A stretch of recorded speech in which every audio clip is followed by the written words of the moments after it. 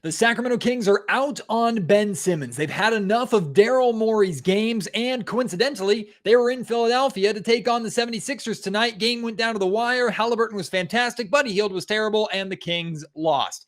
Some would say things couldn't have gone better. We'll talk about it on today's episode of the Locked On Kings podcast.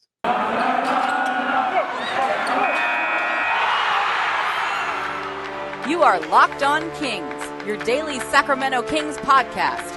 Part of the Locked On Podcast Network, your team every day. And now, ladies and gentlemen, it is that time. Time for another episode of Locked On Kings.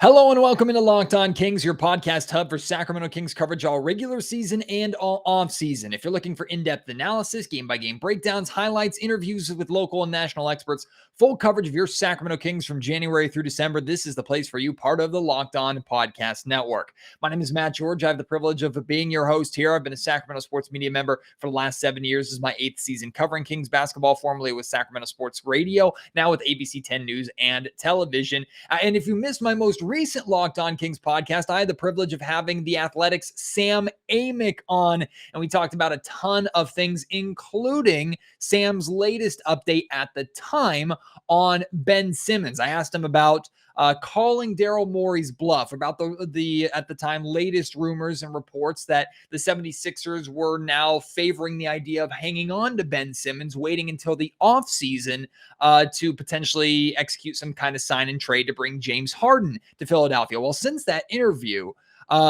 we have reports of teams wanting the NBA to investigate tampering happening between the 76ers and James Harden, which is interesting. And in that interview, Sam explains how he feels that it's a very legitimate possibility for the Sixers to take that route. It's now probably a probability that the 76ers hang on to Ben Simmons. And then since that interview, we saw a report from Adrian Wojnarowski of ESPN that the Kings are now out on Ben Simmons. And about 3 hours or so before that report came out, I tweeted out that I just had a gut feeling. I hadn't heard any sources. I didn't beat Woj to the punch.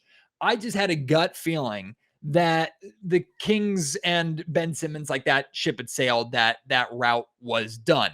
And to me, it felt like the right move. And now that it actually has been reported that the Kings are out on Ben Simmons, it feels like the right move. Now, I have to clarify that for some people who have been listening to Locked On Kings for a while, going, Matt, you've been asking all season long. You've been asking since last offseason for the Kings to try a swing for the fences move. What is more swing for the fences than Ben Simmons being available? Monty McNair has preached since being hired that he wanted to put the Kings in a position to be able to compete for those names that suddenly become available. That happens every single year. And yes, I did feel that way. And to an extent, I still do feel that way. Trust me, if the Kings were to make a swing for the fences type move, believe me, I'd be excited. I'd be excited to see something different. I'd be excited because it's really something the Kings haven't tried during this 15-plus season playoff drought. And I'd be excited because, of course, it'd give us something to talk about here on the Locked On Kings podcast. That being said, there's a big difference between swing for the fences at a pitch that's right down the middle. I'm using a baseball analogy here. Swing for the fences at a pitch that's right down the middle, and swing for the fences as a curveball or at a curveball in the dirt. A pitch right down the middle is and maybe there's no such thing as a pitch right down the middle. Let me just say a pitch in the zone. It's a player that's acquirable that you know is going to make you better, and you're in the right circumstance to see immediate improvement.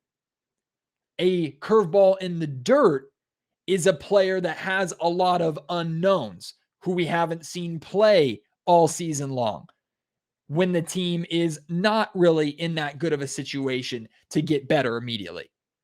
If the Kings were, let's say, in the 10th or 9th seed right now, and the Kings clearly showed that they belong, they were steps above the seller of the Western Conference, which they're only a couple games ahead of like the Rockets and Thunder at the bottom of the Western Conference. I think they are tied for like the 5th best odds at a top pick, at the number 1 overall pick in the draft as of right now. Maybe it's up to 6. I'm not sure. It's right around that. If the Kings were in that 10th or 9th spot, and they clearly showed that they were going to have one of those spots, but they needed a boost in their lineup to get them through the play-in and actually into the playoffs, then I'm A-okay with the swing for the fence that is going to be going after Ben Simmons, the assets that it's going to take for the Kings to acquire Ben Simmons. And that's the situation that I thought the Kings were going to be at all season long. I did not expect the Kings to be this bad. I did not expect the Kings to be in a position where still technically they're in the race for the play-in. Although we've said time and time again, especially over the last month, this team does not belong in any kind of playoff conversation. And for them just to scratch and claw their way in the play-in means nothing, because we know that they would not make it through the play-in into the playoffs.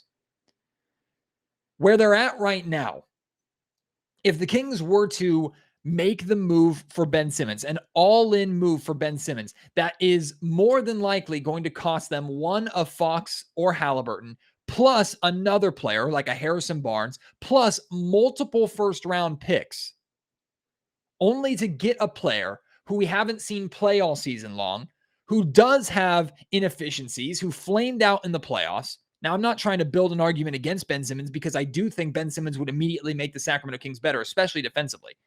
But he struggles to shoot, and you already have shooting issues with primary ball handlers. De'Aaron Fox is who I'm talking about there.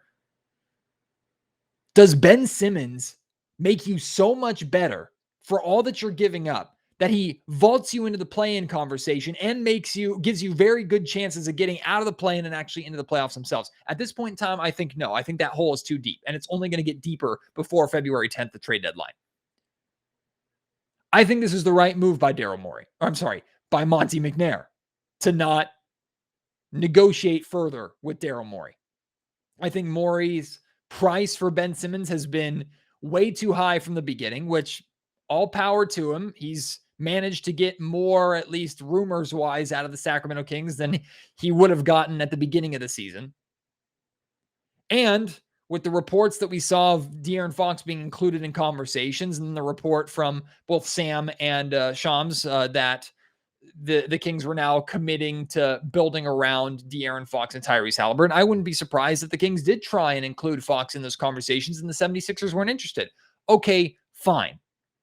If you're going to acquire Ben Simmons for what it's going to give up, it is not necessarily a complete all-in move, because Simmons isn't a rental. You'll have him, I think he has like 3 more years on his contract. So it's not like you're going to lose the guy in a year or two.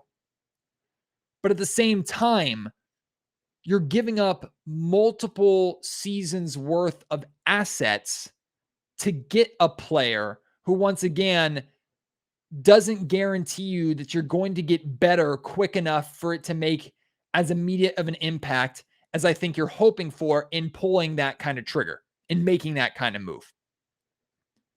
The Kings are in a position now where acquiring good fit assets is the right play. Now, of course, a lot easier said than done, and a good fit asset is a coin flip half the time, because in theory, this roster has good fit players next to Fox and Haliburton who just don't do their job, who struggle, who fail. So it's a lot easier said than done on my end. But finding players who play hard, who can shoot and space the floor, and who give a damn on the defensive end. I think the Sacramento Kings need to take a look at what the Memphis Grizzlies are doing. Look at the model of the Memphis Grizzlies.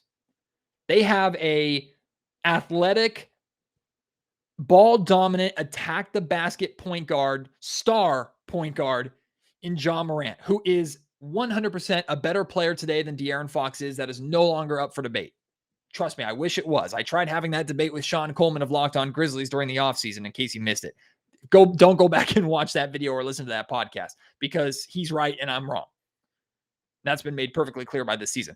But the Memphis Grizzlies have surrounded Ja Morant with hard workers on defense who space the floor, give him room to operate, and allow him to, when he needs to, kick out to someone who more often than not is going to hit the shot. Enough for defenses to respect that, to have to make a 50-50 decision every single time. Do I help on Ja Morant and risk giving up that open three, or do I stay true to my man and watch Ja destroy whoever he's going one-on-one against? Again, it's a lot easier said than done. That is the model that I think the Kings need to try and follow. And again, I don't know if Monte McNair would survive going that route. I don't know if Monte McNair would survive basically punting the false hopes of the playoffs, trading away assets, and I use air quotes on assets like Buddy Hield and Marvin Bagley, but real assets like Rashawn Holmes and Harrison Barnes, who have reportedly become available, to get younger, better fit rotation / fringe starter players that you can start to form around that core of Fox and Haliburton and give that pairing a little bit more time to try and work it out together. And in the meantime, short term, probably getting worse, to put yourself in a good position to get a top lottery pick to add to that core of Fox and Haliburton, and I guess kind of Davion Mitchell. There are names out there, according to Adrian Wojnarowski, that the Kings are still aggressively interested in. We've heard Jeremy Grant being brought up a lot. That doesn't necessarily move the needle too much for me, but if you can get him for a good price and add him to Fox and Haliburton, I'm more looking at that move as a positive for next season than I am this season, although Jeremy Grant's going to come with a price tag and demands of significant playing time. There's also John Collins in Atlanta. Love the idea of that. And apparently the Hawks are asking for a starter caliber player and a first-round pick. Hell, I'd do that in a heartbeat. Harrison Barnes, pick the starter that's not Fox or Haliburton, and here's a top 5 protected first-rounder. Atlanta, done. Let's do it. There are options out there that better suit the Kings than a all-in swing for Ben Simmons, in my opinion, at this point in time. And I hope Monte McNair, if he makes that decision, which is the right decision for this team at this point, that he would not be punished for making the right decision by being fired, unless he makes that decision and then sits on his hands and does nothing or is unable to complete any deal at this trade deadline. Like, the Kings have to make moves regardless of this deadline. Swing for the fences and mortgage your future, or play a long rebuild or soft rebuild type game.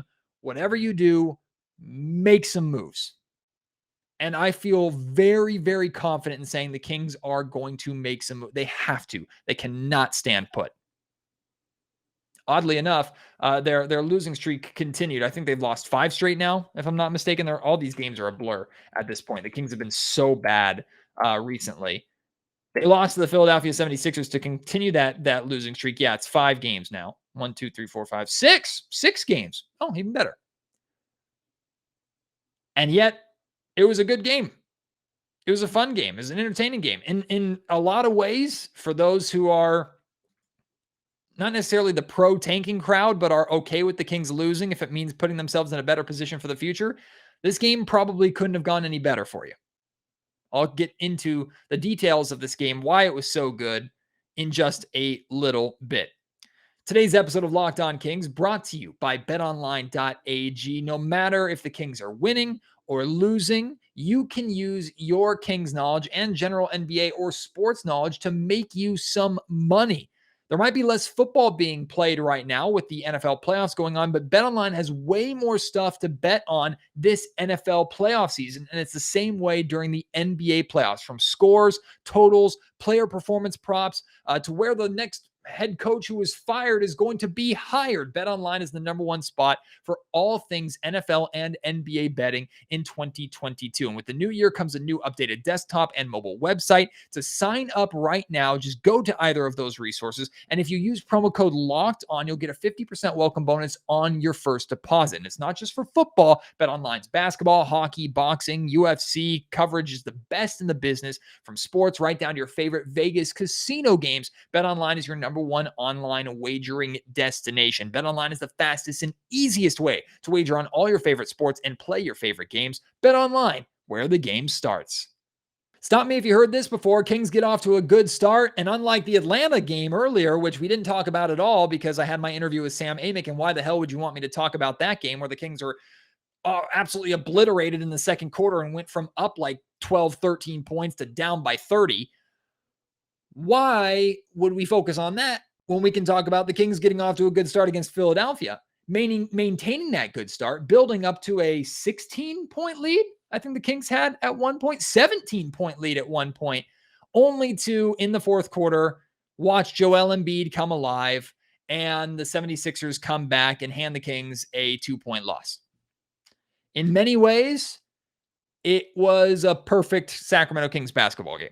Like, things could not have gone better. Tyrese Haliburton shined in this game. He was fantastic, especially in the fourth quarter. He was clutch with some big threes. Career high 38 points for Tyrese, 11 of 19 shooting from the field, 5 of 9 from three-point range. Also got to the free throw line a career high 12 times, knocked down 11 of them. Great to see him aggressively attacking the basket and getting to the line. That is the next evolution of Tyrese's game, as well as continuing to play aggressive. Now, side note, De'Aaron Fox did not play for the third straight game. He's been out with that ankle soreness, and you can speculate as much as you want whether or not the Kings are intentionally holding him out to raise their chances of losing, whether or not they're holding him out to potentially trade him away, whatever speculation you want to throw in there. Right now, Fox is not playing, and once again, Tyrese Haliburton stepped up. Haliburton played 40 minutes in this game tonight, and like I said, a career-high 38 points. All but one of the Kings starters finished in double-figure scoring. 15 for Davion Mitchell, who was really, really solid as a starter in this game, and I know a lot of fans want to see him get more minutes as a starter as the season goes on. Of course, for that to happen, either Fox or Haliburton have to get traded, which I'm very confident in saying Tyrese Haliburton is not getting traded. Or one of the two of them have to get hurt, which, knock on wood, that's not the case, or the Kings shut one of the two of them down in a tanking move. Regardless, Davion Mitchell, if he gets opportunities as starter, those are minutes that I want to see him get because he was really solid in 32 and a half minutes tonight. 10 points for Richaun Holmes. He was really good, especially on the defensive end. His stat line is not the most impressive, 10 points, 9 rebounds, so didn't get a double-double, but I thought played really, really well. Overall, defensively, did make some mistakes towards the end on Joel Embiid. Also had some great passes in the second half that should have resulted in assists. He finished with 1 assist on the game, should have had 3 or 4, but unfortunately the Kings couldn't hit the shot. And then Harrison Barnes finished with 16 points. He had like 10 or 12 in the first quarter. He got off to a great start. Unfortunately, went ice cold for the remainder of the game, 5 of 16. The one starter that didn't finish in double-figure scoring, Marvin Bagley with 6 points. And then you go to the bench and you see Buddy Hield, who played 23 and a half minutes, finished with 2 points, 1 of 8 shooting, 0 of 7 from three-point range. I tweeted this out, and it's harsh, but it's true. Even if the Kings don't make a swing for the fences move and don't make big, clear improvement moves at the trade deadline, what I mean by that is trading away players for equal or better talent, they will get better by getting at least Buddy Hield off their team, and probably to some extent Marvin Bagley, but especially Buddy Hield. It's called addition by subtraction. The Sacramento Kings will be a better team when Buddy Hield is not here. And I need to preface that by saying that Buddy is not a cancer in the locker room. He's always been a hard worker, but Buddy has been unplayable for the last couple of weeks. He's been really, really bad. And we know for a fact that this season, Buddy has sacrificed the good of the team to hunt for stats because Buddy has contract stipulations that rely on numbers that he puts up, and he'll get paid more money based off of numbers that he puts up. We have seen Buddy Hield straight up stat hunt in winnable game opportunities for the Sacramento Kings this season. Plus, he's horrific on defense, and he always has been horrific on defense. As much as I've tried to defend the guy, as much as I've tried to see the improvement that he has made over the past couple seasons, as much as I acknowledge the effort, the intensity that he plays with, and most importantly, his availability on a night in, night out basis, the Sacramento Kings will be a better basketball team when they trade away Buddy Hield. And more likely than not, when they trade away Buddy Hield, they will be getting the worst player in return. And yet they still will probably become a better basketball team. Now, Adrian Wojnarowski and many others seem to still believe that Buddy Hield has value around the NBA.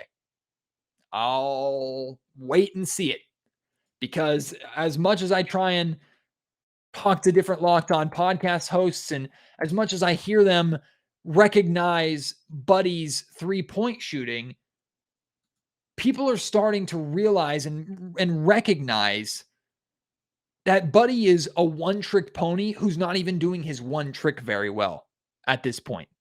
And on top of that, he's overpaid. Now, thankfully, his contract is diminishing. So it goes down to $20 million next year and then $18 million the following year. Significantly easier to move than this time last season, the trade deadline last season, where he was being paid 22 the next year and then 20 and then 18.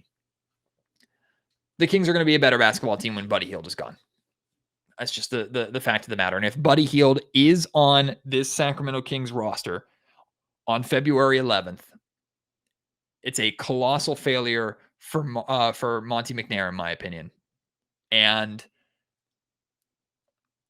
I don't know if any fans are going to be willing to put up with anything. I don't know if Buddy Hield's going to be willing to even suit up at that point, which of course is an over-exaggeration. Buddy will continue to play regardless of where he's at.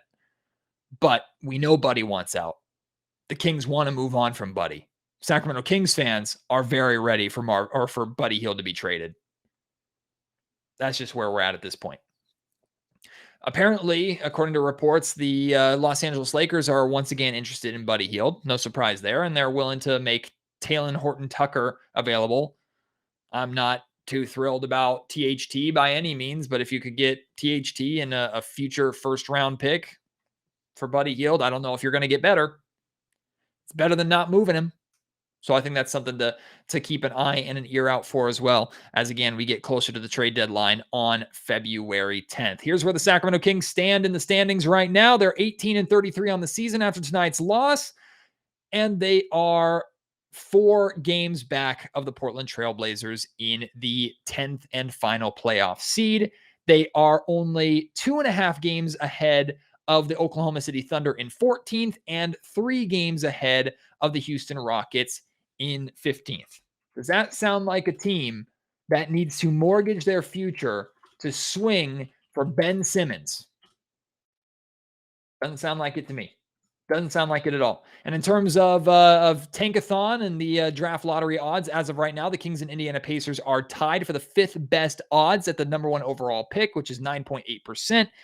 They are 39.9% chance favorites to move into the top 4. So why don't we do a draft lottery sim, even though it's end of January and it's pathetic that I'm doing one. Oh, the Kings dropped down a spot. We're going to close this website and we're never going to open that up again because that always seems to happen whenever I touch it.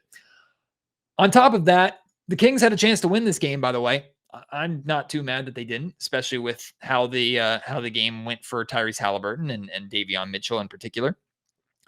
But what I don't understand, 2 things that I don't understand that don't surprise me, but I just don't understand them. Number 1 is the Kings were having a lot of success all game long getting out in transition. They had 14 fast break points, 6 of 8 from the field in fast break opportunities. But even when they weren't getting out in fast break, they were playing with pace and not allowing the 76ers, who have a good half-court defense, to get set.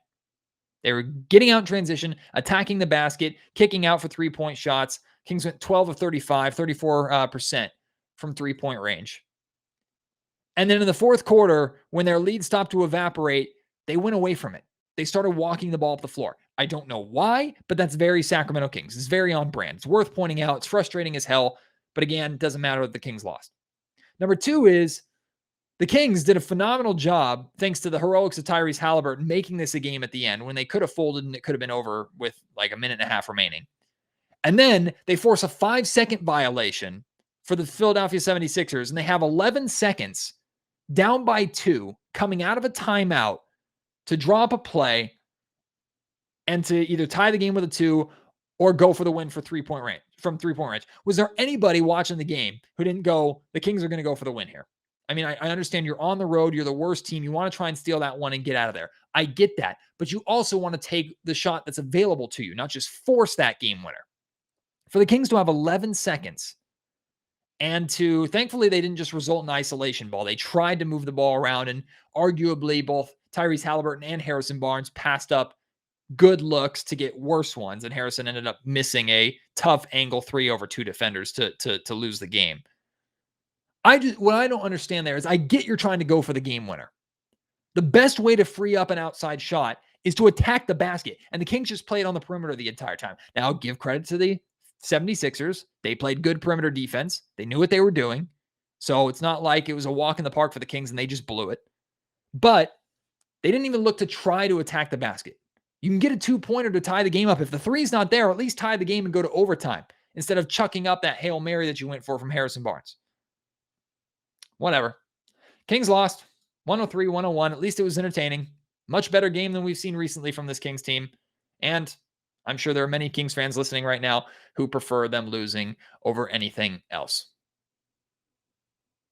Again, if you missed my conversation with Sam Amick of The Athletic, I need you to go and check out that interview. You can watch it on YouTube or listen wherever you get your podcasts right now. The numbers on that episode have been fantastic. No surprise. Getting Sam on was a huge get for the podcast, especially right now. Of course, some of the information, especially about Ben Simmons, is kind of outdated, but not really. He also provides really good insight on the job security and pressure that's on the shoulders of Kings general manager Monte McNair.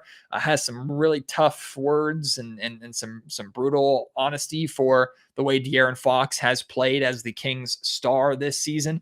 He talks about a lot of stuff, also gives us some value or rough estimate value for guys like Buddy Hield and Marvin Bagley and Harrison Barnes. So it's a great interview for you to go and check out if you haven't already. I appreciate that. The numbers on the recent Locked On Kings podcast have been absolutely insane, despite this team being absolute you-know-what. So thank you so much for that. I really appreciate it. Next week, I'm looking forward to having another big guest on. We're still working out the schedule, so I'm not going to announce who it is quite yet. It's on par with a Sam Amick. Let's put it that way. And he's been on the Locked On Kings podcast before. He joined me actually last year around this time. And that podcast interview actually got around a little bit, got picked up by some local news outlets, which I was very thrilled with. So I'm very excited to hopefully have him back. Once I get it confirmed, I will announce that on my social media at MattGeorgeSack on Twitter. If you want to respond to anything from today's show, your thoughts on the Kings being out on Ben Simmons, if you think it's the good move, the wrong move, if you would swing for the fences or not, let me know. You can, again, reach me on Twitter at MattGeorgeSack, email me, mattgeorgesports@gmail.com, or leave your thoughts down in the YouTube comment section down below. Again, your support for Locked On Kings has been phenomenal. If I could ask a little bit more of you, if you could leave a review on the Locked On Kings podcast. It's been a while since I've gotten any new reviews on Apple Podcasts or iTunes. So if you are an Apple listener, hit 5 stars. There's a little box of why you listen to the Locked On Kings podcast, or a place for you to leave a review, even if it's constructive criticism. Just if you could leave something in there, that really helps us out a ton. And actually, algorithm-wise, helps others see the podcast and attract them to the podcast. I know when I check out new podcasts, I go to the reviews to get an idea of what I'm listening to and how the audience likes it. So if you could share there why you would encourage NBA or Sacramento Kings fans to listen to the pod, I really would appreciate that. And Spotify listeners, there's no box for you to leave a little blurb, but you can now leave a 5-star review on the Locked On Kings Spotify page. So please do that. I would appreciate that as well. That's it. That's all I'm going to ask of you, except for you to just keep with us. Whatever happens with the upcoming trade deadline, whatever happens on the floor, whatever happens in every facet of Sacramento Kings basketball, we'll continue to talk about it here on the Locked On Kings podcast. I appreciate your support so much. Can't wait to talk to you next time. Until then, my name is Matt George. You have been listening to Locked On Kings, part of the Locked On Podcast Network.